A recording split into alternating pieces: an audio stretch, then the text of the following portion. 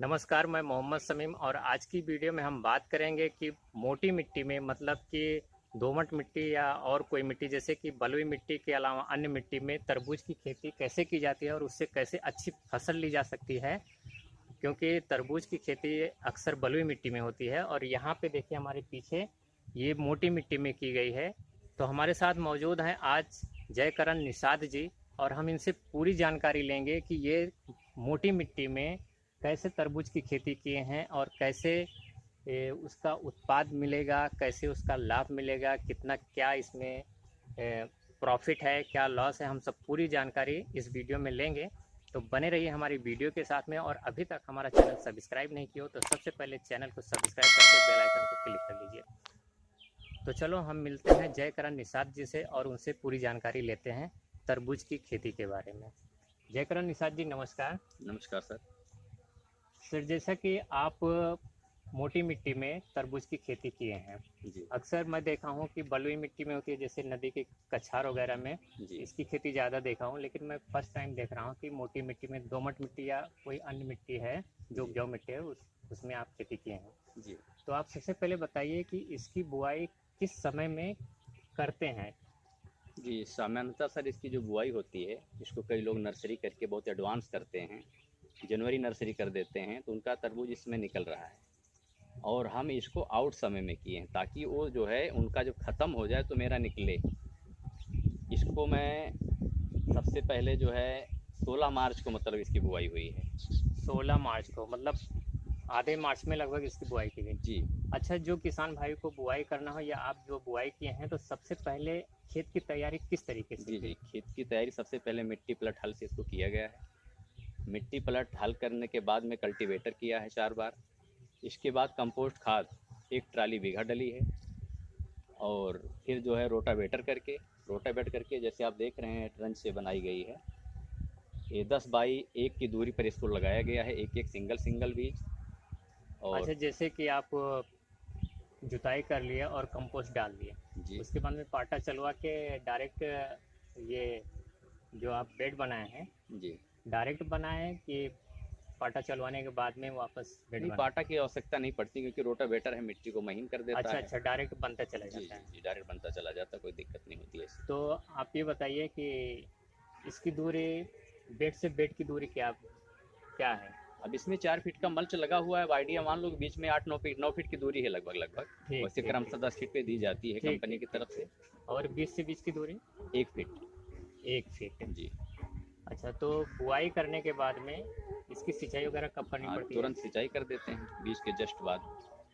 अच्छा। और दोबारा जर्मिनेशन से बीज के जर्मिनेशन होने जैसे होता रहता है, फिर दूसरी जो 3 4 दिन में फिर लगा दिया जाता है पानी, क्योंकि गर्मी ज़्यादा होती है। हाँ, गर्मी का सीजन है तो जी सिंचाई ज़्यादा जी है। मान लीजिए कि इसकी लमसम पूरे सीजन में कितनी सिंचाई हो सकती है। तो ये मान के चलो कम से कम 8 सिंचाइयाँ होंगी इसकी। पूरी फसल का 8 जी जी सिंचाई हाँ होगी।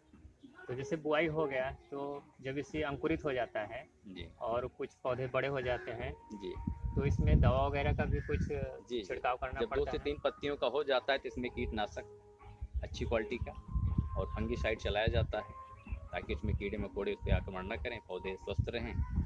इसके बाद कुछ ग्रोथिंग के लिए इसमें ड्रेंचिंग किया जाता है, थोड़ा सा एनपीके वगैरह ह्यूमिक एसिड का इसकी जड़ों पे दिया जाता है ताकि अच्छे से ग्रोथ ले।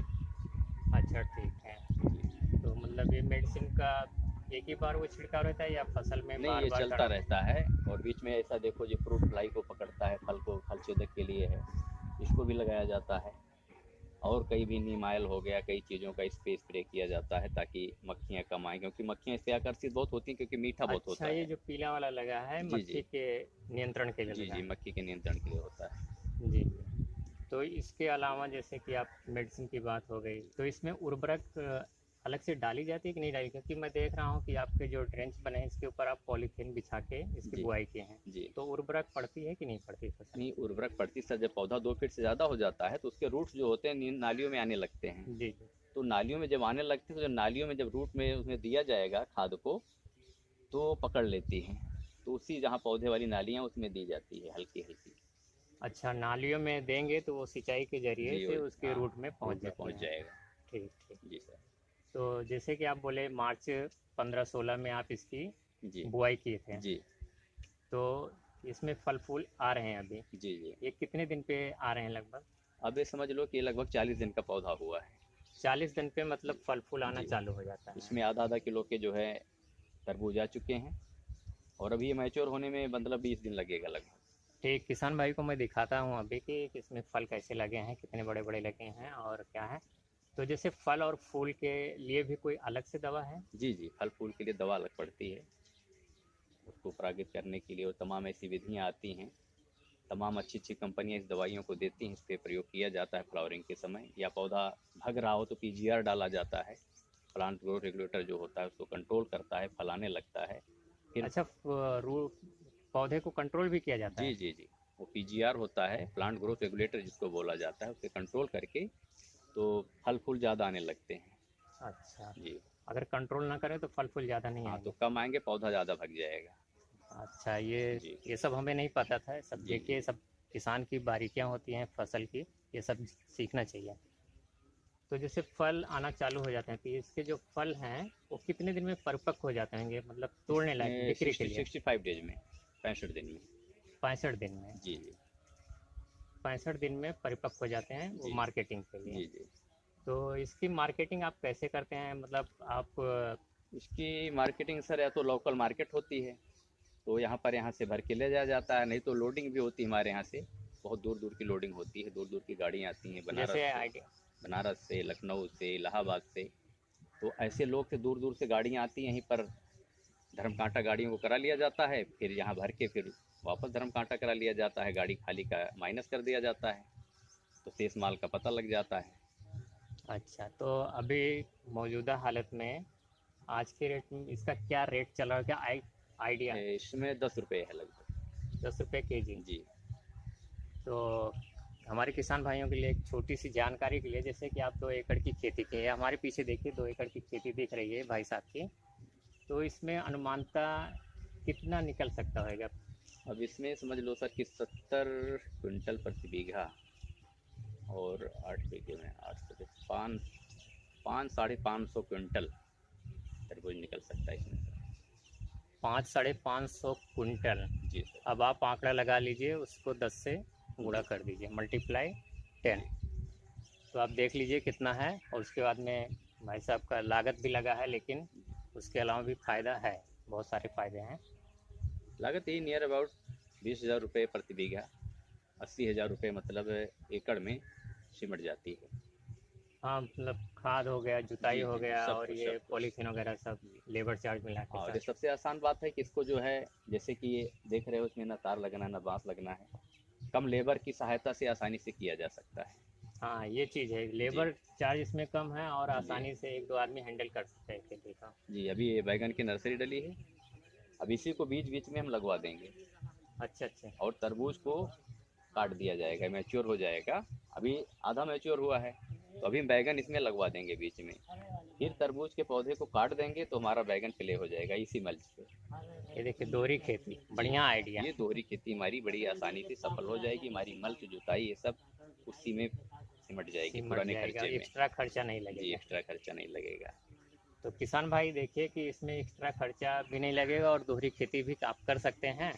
और सर जी से पूछते हैं, कुछ और बताना चाहते हैं जो हमें नहीं पता है? ये अपना प्रतिष्ठान भी है, और हम नई नई चीज़ों को प्रैक्टिकल करते रहते हैं, अपने फार्मर को बताते रहते हैं, कि ताकि हमारा किसान जो है अपने देश को, अपने घर को, परिवार को, गांव को एक नई दिशा दे सके, ताकि हमारा समाज जो है, हमारे पिछड़े लोग जो हैं सब आगे जा सकें। हमारा किसान जिसको ज्ञान नहीं किसी चीज़ के बारे में, वो नई नई जानकारी हमसे सीखे और अपने परिवार और देश को उन्नत बनाए। यही हम लोग इसी सपने के साथ में, लोगों के साथ में कार्य किया जाता है। और सर जी का एक कीटनाशक केंद्र भी है, जो ज़्यादातर दवाइयाँ किसान भाई इस एरिया की इन्हीं के यहाँ से लेते हैं और देते हैं। अगर कोई किसान भाई लेना चाहे तो कांटेक्ट भी कर सकता है, या जी सर। राय सलाह भी लेना चाहे तो उसके लिए भी कांटेक्ट कर सकता है। सर का कांटेक्ट नंबर स्क्रीन पे दिख रहा होगा, आप इस पर कांटेक्ट करके कोई भी राय सलाह या दवा के बारे में पूछताछ या दवा लेना हो तो आप कर सकते हैं। और सर जी, आपने अपना महत्वपूर्ण बहुमूल्य समय हमें दिया और थैंक यू अपना सर। अनुभव हमारे साथ साझा किया, इसके लिए बहुत बहुत आभारी हैं। धन्यवाद सर। ओके। तो किसान भाई, अगर वीडियो पसंद आई है तो आप लाइक कीजिए, इस वीडियो को ज़रूर एक लाइक कीजिए, और चैनल को सब्सक्राइब नहीं किया हो तो जल्दी से सब्सक्राइब करके बेल आइकन को क्लिक कर लीजिए। और कुछ पूछना है कोई और खेती के बारे में, या इस खेती से संबंधित कोई प्रश्न आपके मन में है तो कमेंट ज़रूर कीजिए। और अगली वीडियो में फिर मिलते हैं, तब तक के लिए जय हिंद।